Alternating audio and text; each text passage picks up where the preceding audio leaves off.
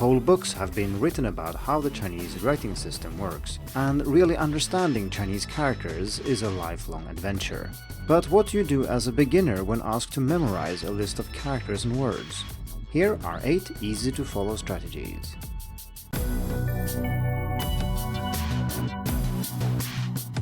Hello and welcome to the Hacking Chinese podcast. In this week's episode we are going to talk about learning Chinese characters. And you might think, Ola, this is something we talk about all the time, and that is true. Out of the 103 podcast episodes, 15 focused mainly on characters. And that means that there is a lot to say, and I have still more things to say, so expect more in the future. However, when starting to learn Chinese as a beginner, it is not easy to know where to start, and you don't have time to absorb all the information available. Like I said in the intro, whole books have been written about this, but if you have a test, maybe a tingxie, that's dictation, or some other form of character test, tomorrow or later this week, you don't have time to listen to all my episodes, read those books, or go online to see how characters really work. Still, there are things you can apply to your character learning as a beginner right now without necessarily understanding why that will make it a lot easier. My first teacher experience in Chinese was teaching an introduction course to a longer program at university, and then this problem popped up all the time. So students had to suddenly start learning lots of characters without really having any background in Chinese at all. And most people just improvised. But after a while I figured that we have to do something here, we have to provide some kind of guidance, and this is what I came up with. Since then, I have worked a lot with characters, especially for beginners. For example, I built a character course for Skritter, so I've kept updating the advice over the years. So when learning almost any other language, writing by hand is not a challenge in itself. Sure, there's spelling and other things to learn, but that's at least in principle familiar from other languages you already know. Writing Chinese characters, though, is a different beast altogether. Before we get to the 8 strategies, I would like to say a few words of encouragement. So learning Chinese characters as a beginner is challenging, mostly because everything is new and you can't really connect what you need to learn with things you already know.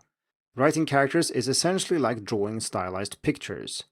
But the more you learn, the more extensive your web of Chinese knowledge will become, which also means that expanding it further will become easier.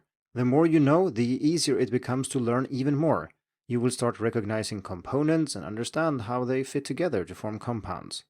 Thus, if you feel that it's difficult and frustrating at the moment, don't worry too much, it will become easier soon. It might feel like you're drawing pictures, but as your understanding of Chinese characters increases, you will be writing characters soon enough. For general advice about learning Chinese characters beyond the specific situation we're looking at in this episode, please refer to my article, My Best Advice on How to Learn Chinese Characters. It contains in-depth discussions about how the Chinese writing system works, methods for learning characters, and how to remember characters and review characters effectively.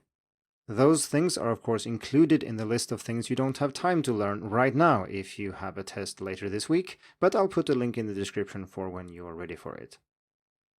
Okay, so let's discuss these 8 principles for learning Chinese characters as a beginner.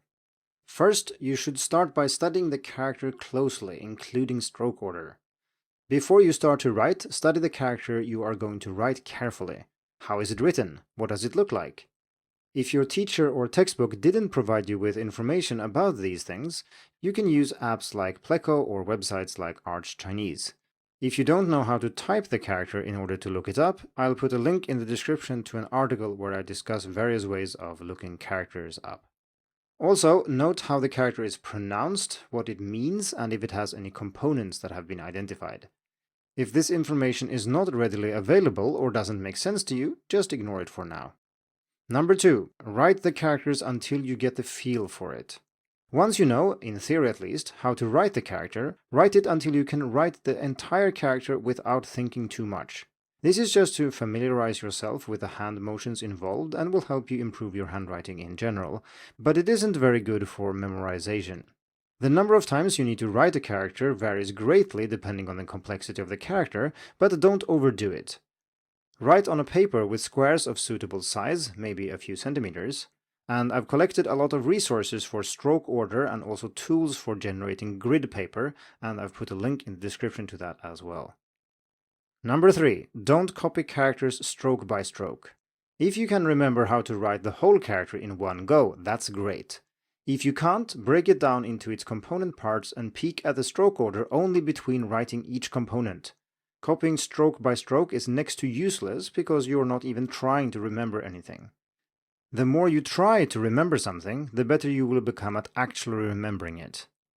So that means when you're familiarizing yourself with a character and writing it over and over, like I just said, you should not look at the reference character all the time. You should look right.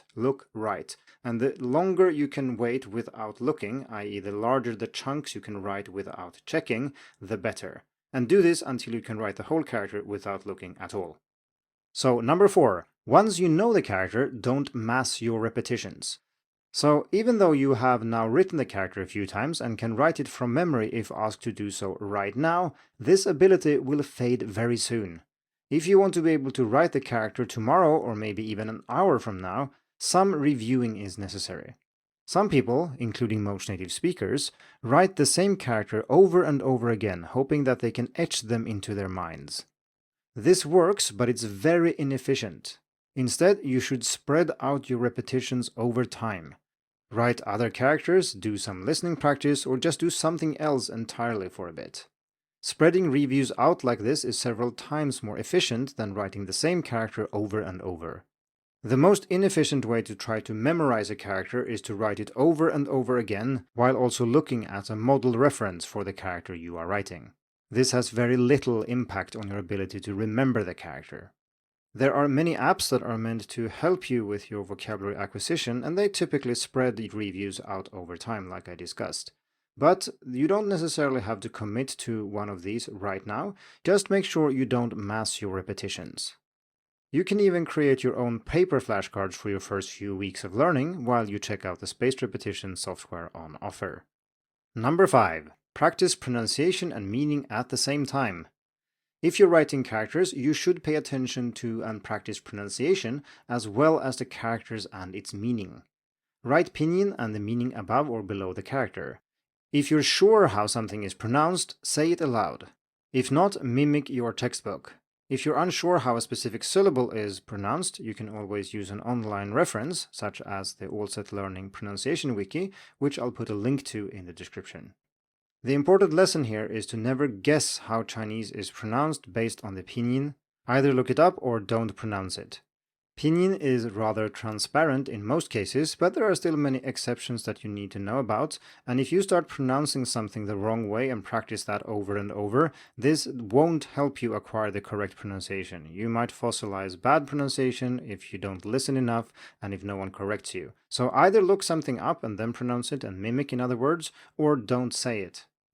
Finally, I'd like to say that the reason you want to be mindful of pronunciation, i.e. why you want to pay attention to pronunciation when you write the characters, is that actually a vast majority of characters, more than 90%, look the way they do because the way they are pronounced.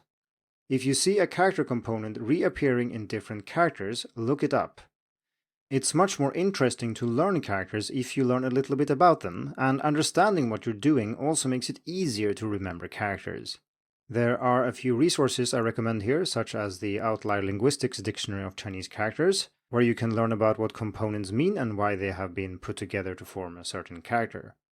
You can also use free alternatives such as Yellowbridge or Wiktionary, but be aware that these sources are much less accurate and less detailed. If you want to make really sure you stick to things that are essential to know, I've compiled a list of 100 common components that everybody should learn, and I'll put a link to that and the other resources in the description. Don't look everything up at once though, you probably don't have time to do that, and the number of things you need to learn will multiply quickly. A general rule of thumb is that if you see a component 3 times in different contexts, you should probably learn it. Number 7. Diversify your character learning. So one way to spread out your studying is to make use of many different kinds of learning. Here are some examples. Create paper flashcards and carry with you. Write characters you find extra hard on your hands, paste characters all over your apartment, or download one of the flashcard apps we talked about earlier. Learning shouldn't only be done in front of your desk, so if you do these things, you will have characters with you everywhere. You can practice when you're outside, just before you fall asleep, when you're in the bathroom, and so on. Diversifying your learning in this way will increase the amount of time you can spend learning characters, and as usual, I've written about this before, so check out Diversified Learning is Smart Learning, again, link in the description. And finally, number 8, read and type more. Even though this episode is about writing characters, it's important that you spend as much time as possible reading Chinese as well. This will in itself not allow you to write all the characters by hand, but it will help you get familiar with what characters look like, in what context they appear, and how they function in sentences. Handwriting is, after all, not the goal itself here, and it isn't even strictly speaking necessary in most real-world situations. For reading practice, you can of course use your textbook, but beyond that you can use additional textbooks. You can also find beginner-friendly reading resources online, which I've written a lot about before, so again, link in the description. You should also make sure to install Chinese language support on your phone and computer so you can start typing in Chinese. That won't teach you how to write characters by hand either, but it's more active than reading, and the way most people communicate in written Chinese these days. So those were 8 principles I think beginners should follow when they start learning Chinese characters. My hope is that this advice will help you survive the small but irregular tests that are probably sprinkled all over your course schedule. However, the strategies that help you in the short term will not suffice in the long run. I have already mentioned my big article about my best advice on how to learn Chinese characters, but if you prefer to listen instead, you can tune in to episode 74 of the podcast where we talked about that.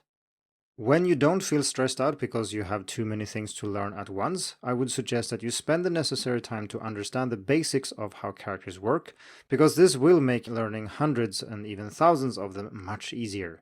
Learning meaningless things is both hard and tedious, so if you familiarize yourself with the basic principles that underlie characters, everything will become much more fun and more interesting. In the best of worlds, teachers would explain these things to you, or you would find them in your textbook, but this is far from always the case. If you want to read or listen to me explaining these things, I have covered that in a series of articles, starting with one called The Building Blocks of Chinese, Part 1, Chinese Characters and Words in a Nutshell, which was episode 54 here on the podcast.